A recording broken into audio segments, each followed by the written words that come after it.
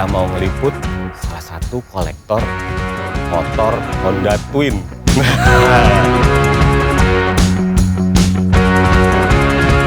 Pikir bahwa ini momennya. Kapan lagi punya motor CB92 yang rangkanya masih original, semua original. Nah, jadi ada beberapa koleksi saya yang saya buat display di sana. Waduh. Untuk penikmat kopi sambil menikmati motor klasik. Boleh lihat nih Pak Donald? Ayo kita berangkat ke sana. Sekalian kita tes ini. Wih, nah, Mas Yuda bawa ini.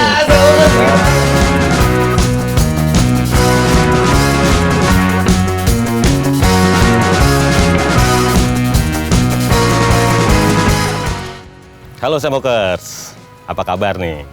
Mudah-mudahan semua sehat ya di masa pandemi ini. Oh ya Semokers, sudah di-subscribe belum nih channelnya Semokers? Semok Magazine, ya kan? Udah gitu jangan lupa juga nih likes sama share biar teman-teman Semokers makin tahu apa sih channel Semok itu. Terus jangan lupa juga ya komen, siapa tahu Semokers punya motor-motor atau benda-benda klasik yang lain yang berhubungan sama motor klasik. Coba deh komen di bawah. Komen juga nih tentang YouTube channel kita. Oh ya jangan lupa ya, diklik tuh loncengnya biar Semokers bisa terus update video-video yang kita update. Nah sekarang kita berada di daerah Depok nih Semokers. Kita mau ngeliput salah satu kolektor motor Honda Twin. Nah, Honda Twin Semokers. Dari yang 200, yang 3,5, yang 400, dia ada semua. Dan ada salah satu motor yang benar-benar rare di Indonesia. Mau tahu motor apa dan siapa sosoknya? Ikutin gua terus ya. Let's go.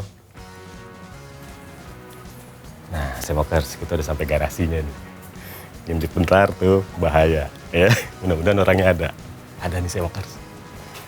Pak Ronald. Apa kabar yuk? Alhamdulillah, sehat Pak Ronald. Alhamdulillah sehat. Lagi sibuk apaan di belakang? Ini ada akuarium lagi dicek-cek. Asik. Pak Ronald. Kita pengen ngobrol-ngobrol sedikit nih Pak Ronald. Pak Ronald kan yang saya tahu nih, saya kenal ini kan koleksi motor-motor klasik juga.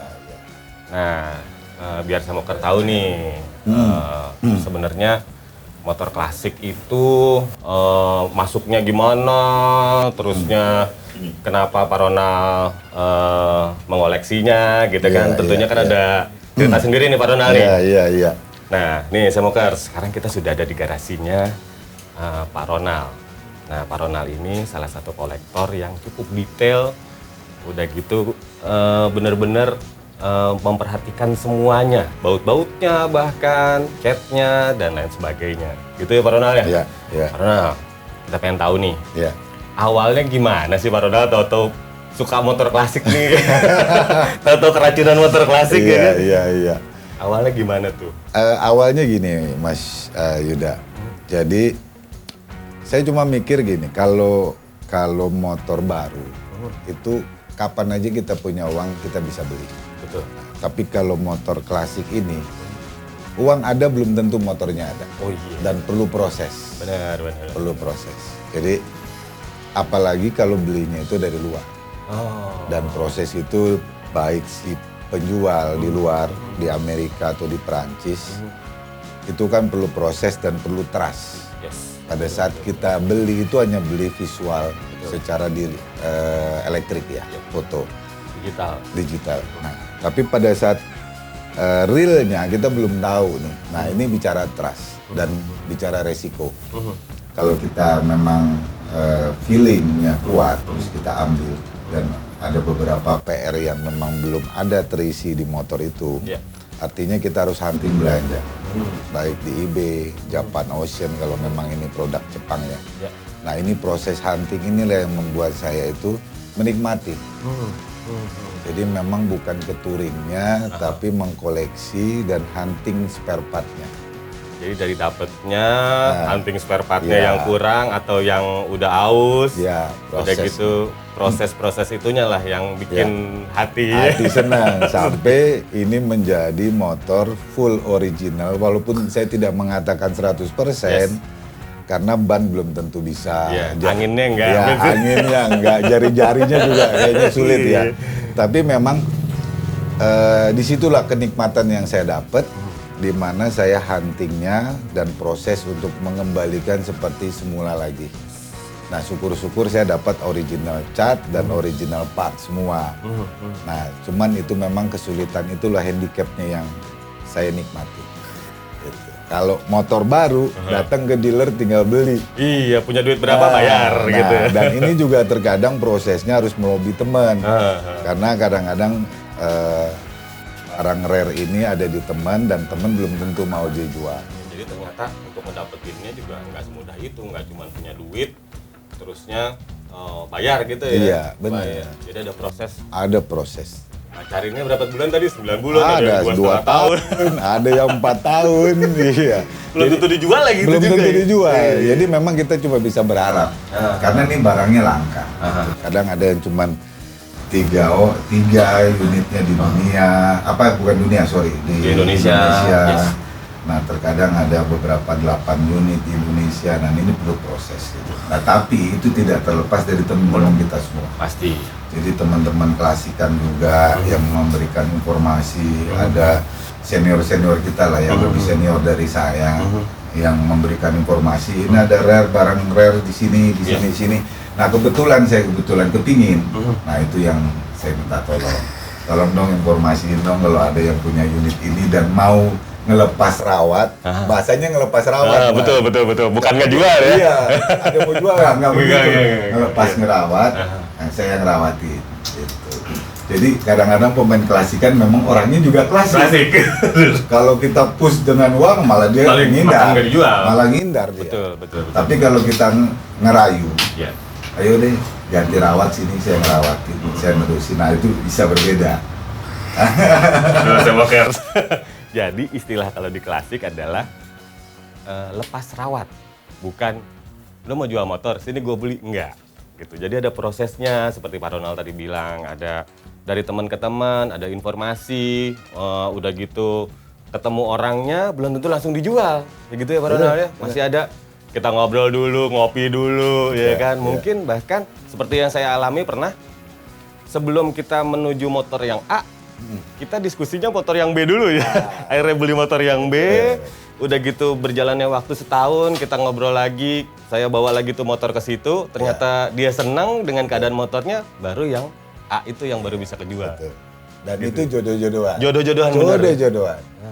Jadi nggak semua yang kita berharap bisa. Ya. Tapi kalau memang belum jodoh ya sudah. Ya. Jadi ini hampir sama kayak kita beli rumah gitu ya. Oh iya betul. Jodoh-jodohan, rezeki ya. Benar. Karena kalau nggak, yang si pemilik juga nggak mau melepas ke kita, karena dia juga lihat siapa, mampu nggak ngerawatnya. Apa dia hanya beli terus habis itu dijual lagi. Kayak saya. Nah, ini terkadang si penjual, si pemilik motor itu nggak rela kayak begitu. Kepinginnya lepas tangan tapi lepas rawat gitu. Nah, balik kita yang merawati gitu. Nah, itu yang motor klasik. Nah, itu yang membuat saya passionnya saya dapat di motor klasik. Iya. Nah, nih Pak Ronald. Makin puyeng nggak tuh saya mau kerja. Nah, untuk motor-motor klasik sendiri nih, gitu kan, yang saya lihat kan ada matanya kesini mulu nih soalnya. Ini salah satu Honda yang cukup rare di Indonesia ya. Saya pikir ini Honda Bentley tadi. Iya. Ternyata bukan ya Pak Ronald? Bukan. Mungkin boleh ceritakan sedikit nih Pak Ronald nih. Nih Semokers, ini itu memang versinya sudah begini? Sudah begini, memang untuk versi balap? Iya. Jadi cafe racer lah kalau kita bilang di dunia permotor klasikan. Ini memang orisinilnya begini Pak Ronald? Orisinilnya begini, jadi dia ada 2 seri. 2 seri, yang satu sipilnya, dia 2 untuk boncengan. dan modelnya tidak seperti tawon begini belakang joknya. Jadi modelnya lurus dan dia ada boncengan, lalu ada untuk footstepnya di bawah. Oh, nah, tapi tipenya sama? Tipenya kalau boleh sama. Tahu, ini tipe apa sih ini Pak Ronald? Ini CB92. CB92? CB92. Berapa cc nih Pak? 125. 125? 125. Cuman perbedaannya 125 di CB92 ini dia punya rasionya berbeda. Oh iya betul. Ya, karena dia membuat balap ya. Jadi speednya lebih ringan. Dan dia speknya ini yang membedakan dari motor yang saya tahu di produk Jepang, karena ini memang buat sirkuit, ini tromolnya bahannya magnesium. Magnesium, bukan aluminium. Gila tuh Jepang, nggak tanggung-tanggung. Bener-bener dia bikin spek balap yang dari materialnya juga dipikirin sama dia. Memperingan bobot. Jadi bahannya magnesium. Nah, diameternya pun lebih besar. Diameternya lebih besar karena dia perlu rem yang lebih pakem ya, gitu. Nah ini perbedaannya begitu. Jadi kalau untuk tangki dan segala macam ini memang modelnya seperti ini. Jadi rangkanya CB92, mesin CB92 dan ini ada yang keluaran C92. Nanti Mas Yuda saya tunjukkan C92-nya. Yang mirip seperti ini, cuman rangkanya aja mirip, cuman perbedaannya agak banyak mencolok. Di baju-bajunya, baju-bajunya beda-beda ya. Dari spakbor depan, spakbor belakang itu beda. Nah, ini dapat dari mana Pak Ronald? Nah, ini saya huntingnya juga nggak sebentar pastinya nih. Sebenarnya ini saya kan waktu itu nyari hampir 4 tahun. Jadi ya itu tadi Mas Yuda.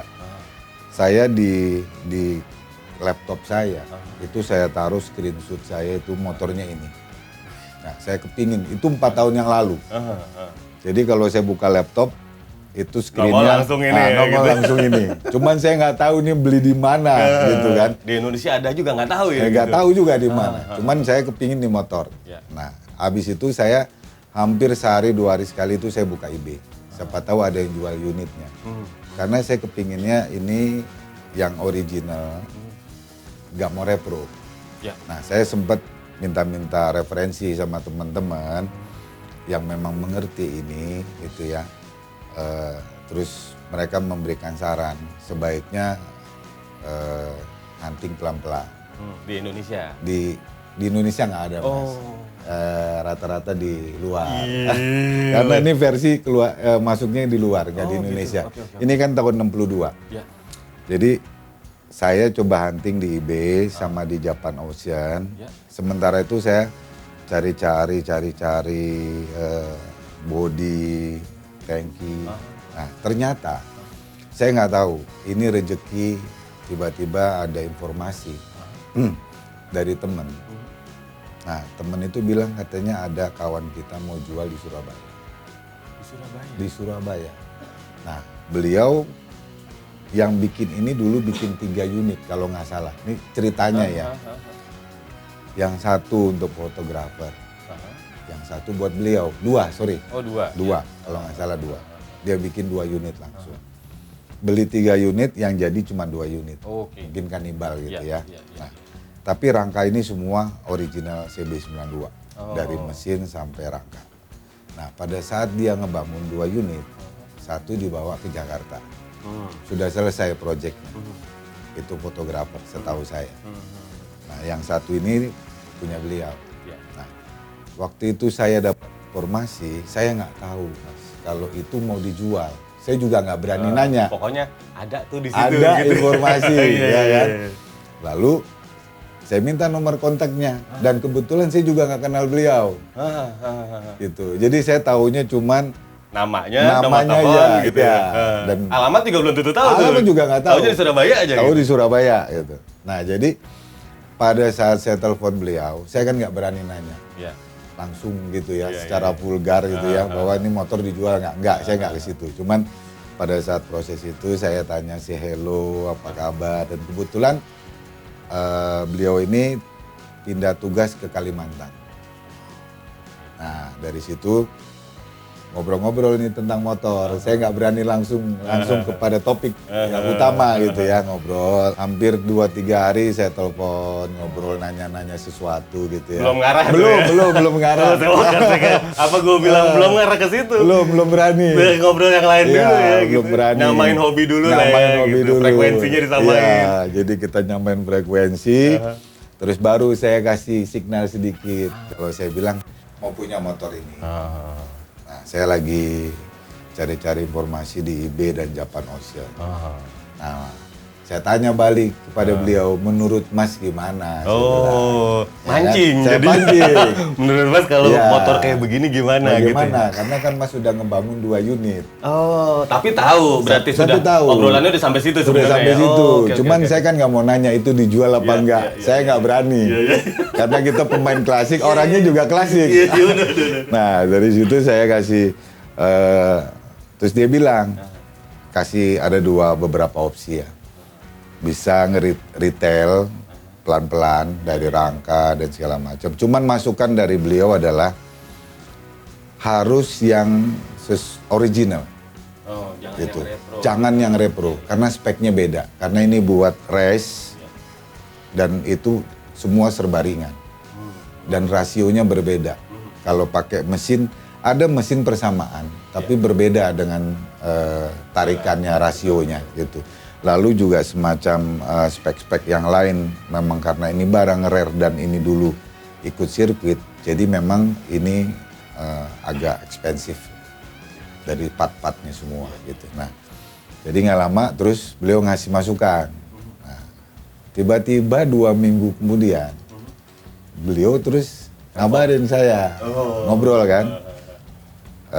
Kalau Mas Ronald kepingin, ya saya bolehlah pindah rawat. Dimakan Batman. Iya. Udah mulai kejar gitu ya. Nah dari situ saya langsung arahnya ke motor ini. Iya, langsung discuss. Langsung discuss. Ini nih, intens deh. Lebih intens. Nah kalau beliau percaya, ya saya siap untuk pindah rawat. Saya bilang gitu. Nah saya memang menunggu ini 4 tahun. Saya bilang gitu. Tinggal bicara maharnya nih, saya bilang begitu. Saya nggak kepingin kan. Artinya angka yang saya sebutkan itu bukan angka memojokkan, gitu ya. Tapi ini pindah rawat. Ini berbeda dengan transaksi kayak motor-motor yang zaman sekarang. Iya. Main tekan-tekanan harga kan. Iya. Oh, ini nggak harus ini turun lagi sejuta gitu. Saya khawatir kalau angka yang saya sebutkan itu terlalu rendah, malah menyinggung. Gitu kan. Tapi kalau kita beli kan kepingin yang murah kan. Nah, tapi ini serba salah. Nah, jadi saya terus mengucapkan langsung pada beliau, maharnya berapa? Gitu. Kira-kira yang nyaman. Nah, yang nyaman dan ikhlasnya gitu. Karena ini pindah rawat dan motor ini memang udah siap seperti ini. Oh, memang dari awalnya sudah. Saya sudah dapat seperti ini. Jadi PR-nya nggak ada. PR-nya nggak ada. PR-nya Ngelap aja, ya itu passionnya, ya kan.